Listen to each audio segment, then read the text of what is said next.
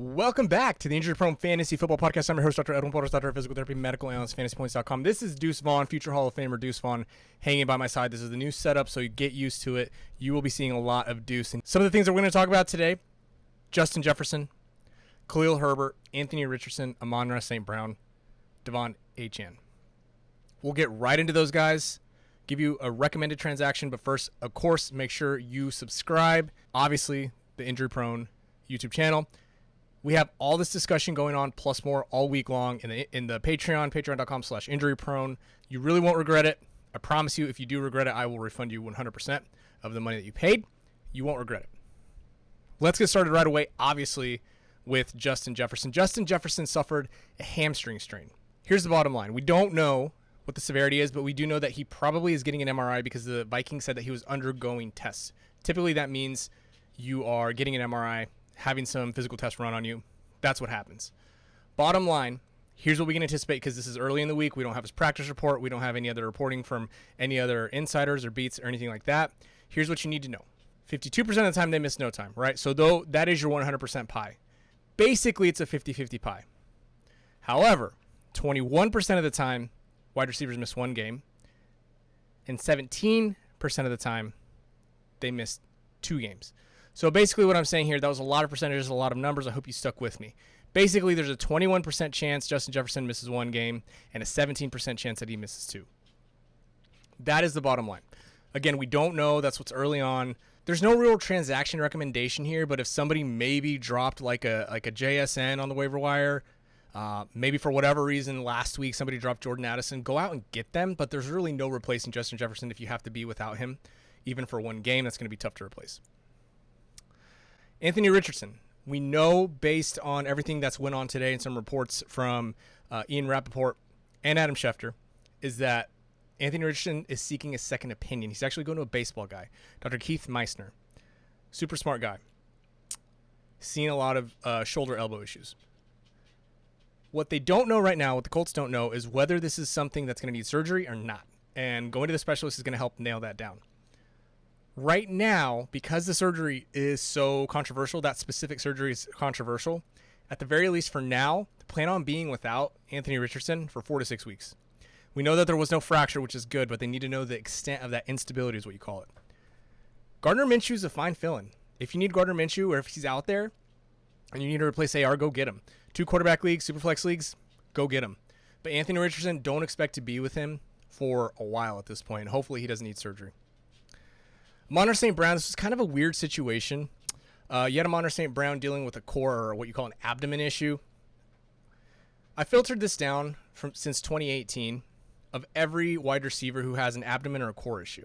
What we hope that this isn't, a sports hernia because those can get nasty. Think of guys like Rashad Bateman who needed surgery. Think of guys like Alan Lazard in the past who needed surgery. That would be a core muscle surgery that would be about an 8-week absence.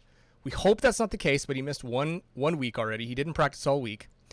When I filtered this down to wide receivers who have a core or an abdomen issue, what you find is that most of them, so 9 of 14, they only missed between 0 and 2 games. So at worst, this is going to extend maybe another game for Amon-Ra St. Brown based on averages. However, it could devolve. Pay attention. Watch your waiver wires. Join the Patreon, patreon.com/injuryprone. We're constantly updating, giving news. That's half the battle. Just stay up to date with Amon-Ra St. Brown. I hope that he's going to be fine because when they come back, these wide receivers, that same sample that I'm looking at, they don't see a drop-off in production, so you don't necessarily need to worry about that. But you do need to worry about it sticking and lingering. Hold Amon-Ra St. Brown for now, and hopefully you have Sam Laporta too because in his absence, you saw what Sam Laporta did. A couple other guys here. Achane, obviously, suffered the MCL sprain. It's what it looks like. I can't confirm. I know that McDaniel wouldn't say whether it was season-ending or not season-ending. On video, that injury looks like an MCL. Of course, it could be an ACL, a contact ACL. It doesn't mean that's what it is. It could be a contact ACL. But I think we would have heard from that by now, at least recording this Monday evening. So I don't think that this is a major issue for Achane. I do think that he could miss some time.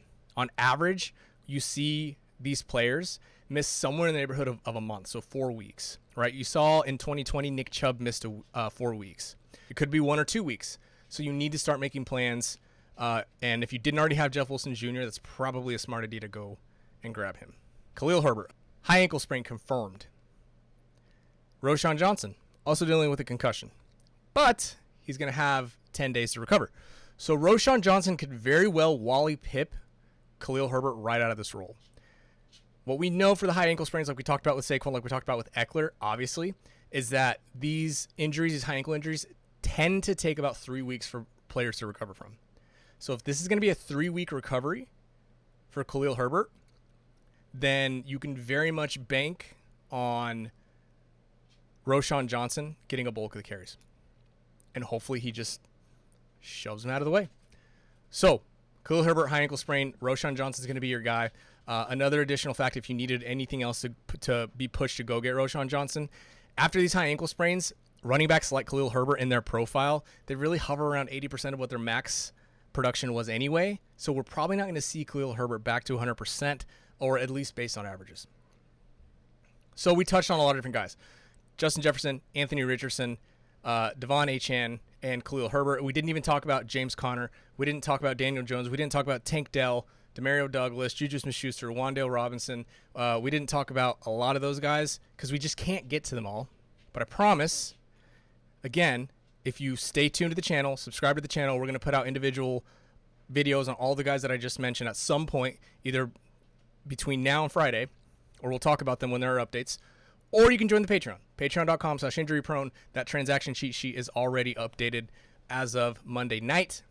So, again, if you want updates on Aaron Jones, Saquon Barkley, Austin Eckler, those guys, are they coming back? Are they not? What's their production expectation? What should you do? Should you trade them, et cetera, et cetera?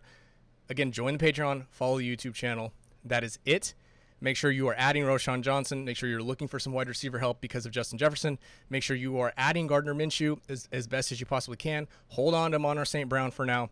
And Devon Achane, it's best to plan on him being out for a month. Good luck on the waiver wire.